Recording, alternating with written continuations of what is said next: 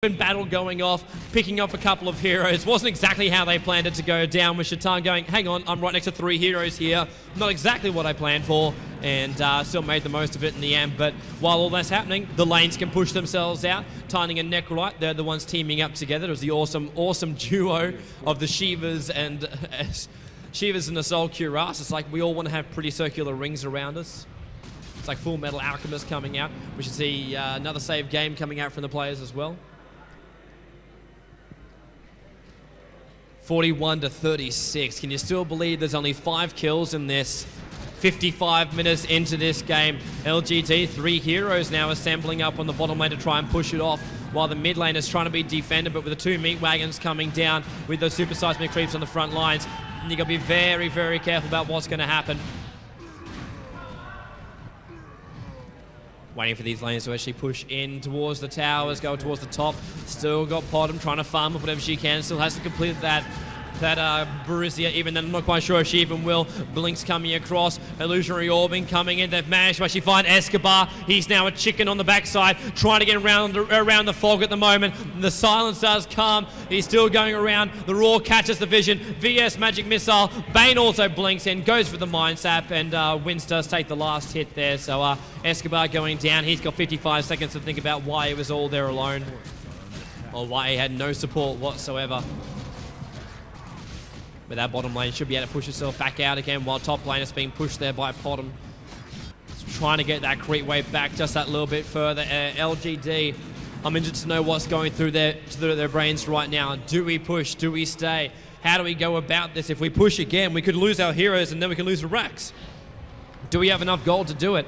With the amount of time we've been taking to actually have another push coming out, more than likely that is the whole idea. Farm yourselves up, have enough gold just in case something goes horrendously wrong. Because Escobar, something went horrendously wrong for him already, so we'll all feel a bit of sympathy for the man. Just trying to push out these lanes wherever they can. Potom back in towards the middle, so rotated down from the top lane. Potom still with no items. You know she's been farming. Top lane, she was up there for at least a good 3-4 minutes unchecked. And middle lane just getting those last hits off there as well. Chrysalis, Butterfly, Mana style. There's got to be a fair amount of money in the kitty to actually buy up on that one too. Everyone very quiet in the lanes at the moment. It's got to be mass neutraling. It's either that or they're all just sitting around going, let's have a cup of coffee, because it's well early in the morning. Don't think I'm quite awake right now. I'm really going to love this when Shaitan actually... It's beautiful. Absolutely beautiful for the item build. To come through. Shaitan's bear going down there in the bottom lane. He can just push that by himself. Doesn't need to be hanging around. Just like push that lane. Not need to be there. Shaitan will still gain that XP, I believe, as well as, of course, the gold he gets from killing the entire creep wave. Waiting for the right time to initiate. Puck now, he's on the middle lane there. Nothing really changed with his items. Still running the exact same build he had before. Well, everyone just saving up their money at the moment. We're about to hit the 60-minute mark, and well, of course, when we hit that, we go into what I like to class as epic game status. It goes past the 60 minutes. You go past the early, go past the mid, go past the late, and you get epic status, and see how long it can actually go for. Both teams just biding their time, see if they can actually find a mistake from the opposition at the moment. No one's giving it to them right now. Like the vision, you're trying to move themselves around, get a little bit more up there. Top lane still pushing itself off a little bit further. Mid lane, Shaitan's just holding that one off. That bottom lane is going to start to gain a little bit of momentum as well here for the Scourge too. So another thing for Leap to be very, very cautious of. Don't want to get themselves caught out one bit. Illusionary Orb flying over that middle lane. Bane coming in as well. There's still a bear. Spirit Bear is still hanging around that middle lane. He only has to hang around just on the edge to keep that radiance damage going off. Waiting to try and push on through. Potom now with that finished Borussia up there on the top lane. He's confident enough. He's got enough money to actually buy back again. So they're waiting for the right time as we see a bit of a pipe actually popping off here on the midsection.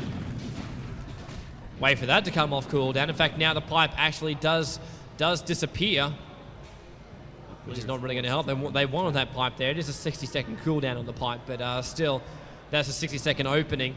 We've seen that, how important 60 seconds have been before, especially when they try and push themselves through. Chatan Bear coming up towards the top. Necrolite, Tiny. Wind running, saw the power shot come on through as well. Now the Roar goes. Bane goes through. The puck ulti. He jumped himself in there. Shiva's guard's going off. The barbed armor is up as well. Anyone who attacks, reflect that damage. Stuns goes off. Puck has to fall back there. The ultimate from Witch Doctor. He can't stop him. He's on the perfect line of sight at the moment. What perfect positioning there by Escobar. They claim the two. Pushing him back up there on the top. Bane illusionary orbing over the top. Puck trying to get him over the top. And in comes a leap. Toss goes up. Sorry, it looked like a leap for how high he skyrocketed into the air. Avalanche flying out there. Potom takes a fall. 1, 2, 3, 4. All down. Only Hero limping himself out there. In fact, even then, you can look at the Bane animation right now, and it does actually look like an old man limp all the way back towards the main base.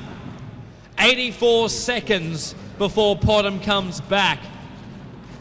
Buyback for the puck, making it 2v5 at the moment. Not a single hero here for the Scourge is in the sim bin. They're all there. Mid lane is going to push itself while the rest of the momentum will be brought by LGDau on the top. They need to win this battle. They need to get this group stage. You do not want to go another one down. You have to get yourself on top. The Mecha's even fired off, giving everyone a little bit more of a buff up here on the top lane, as well as a heal.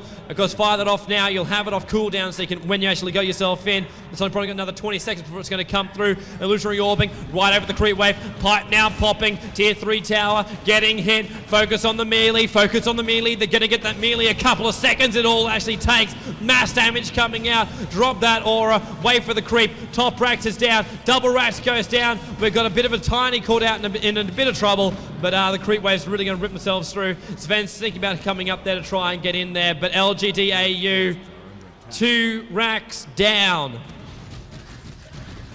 Leap is not going to be, like, this is going to be hard. This is going to be very, very hard. They've got a half a rack to the middle here, Leap. That's all they've really got to play with at the moment. And they've got heroes which can push out these waves, but not as strongly. You need that bottom back up again, and you know that's probably the big reason why LGDau just popped out just then. It's because only now are we seeing Potom respawn. He was just short of enough money to actually buy it back as well. That was been killing him when that top racks went down, going, damn it, all I needed was another 4, 5, something like that gold, and it would have been okay. Roshan now takes another fall. Once again, they're not quite sure who actually takes the Aegis to the Immortal. Do we actually have bananas as well? I think that's only the second one. Yeah, I think it's only the second Roshan. No, we have cheese. We have cheese. The cheese is up there. It's on top of the Syllabear this time around. But now with that cheese, as well as actually the Aegis the Immortal, they can push themselves out from this lane. In comes Syllabear towards the bottom lane. The Shiva's Blast is more than enough to actually take care of that creep wave on the bottom as well. Witch Doctor just showing himself. I don't think Escobar really intended to do that, but showing himself down there on the bottom lane, just hanging inside the trees for a bit. Bottom lane push is the last racks now. LGD, they know they can take this one, especially with the Aegis, especially with that cheese. Chatan is going to be even harder to bring down because the Aegis, the Immortal, we're looking at it on top of the Necrolite. So Necrolite is a tanky beast as he is, let alone throwing that on top of him, on top of the pipe, on top of the Shiva's Guard, which is going to give you the extra defense, and of course the mechanism for everyone to stay alive here. You know the push is coming. Here it's going to come. Necrolite Shiva's blasting off already. Puck illusionary orbing over the top. There goes a good hit on the creep wave, but the pipe will pop off. Now comes the push. It's so easy. In comes the blink. Oh, Tiny tried to go on Bane, but Bane blinking himself straight out just in time. Puck ulti trying to hold him in place at the moment. No one's making the most of it. Illusionary orb goes off. There goes that mech charge I was talking about. Shiva's Guard now popping off. Match catch VS as well as Puck on the side. Avalanche catches both of them as well. The silence goes off. No more spells for you. Do it the old-fashioned way. The 4-star push there from the Windrunner wants to get inside this main battle. We've lost one. Shiva's Guard goes off again, trying to bring down this VS. He's retreating himself down there. Necrolite holding the Bane and VS inside the main base all by himself. Potom is getting tossed up in the air. Melody still alive, funnily enough, and now finally gets brought down. 2 heroes down, 2 heroes caught inside the main base, and Chatan is killing the tier 4 towers. It's not going to be long before the World Tree comes out. In fact, the GG is being called here by Leap. Well played there by LGT. Swap from VS, gets Necrolite in there. So managed to at least get something off, but Chatan will actually finish it off. The World Tree is where they're hitting. Tiny is there, and actually it's GG, but they're not actually really giving up just yet. Move themselves around. In comes the blink as well as the toss back again. Bane did not want to be in that one. Ghost Scepter going off here if goes to Shiva's guard. But now they turn themselves around, complete it off. The World Tree is destroyed, so it's official.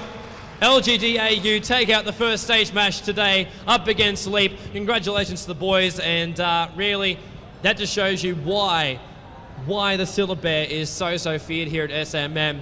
Don't forget him in your ban pools. If he's not forgotten, then pick him up. He makes for an awesome, entertaining game. Thank you very much for everyone who's tuning in the live stream. We'll be keeping it going. Actually, we'll just drop it down for a little bit, as we've got to fix up a couple of webcam issues. But we will be back in just a moment for more main stage action.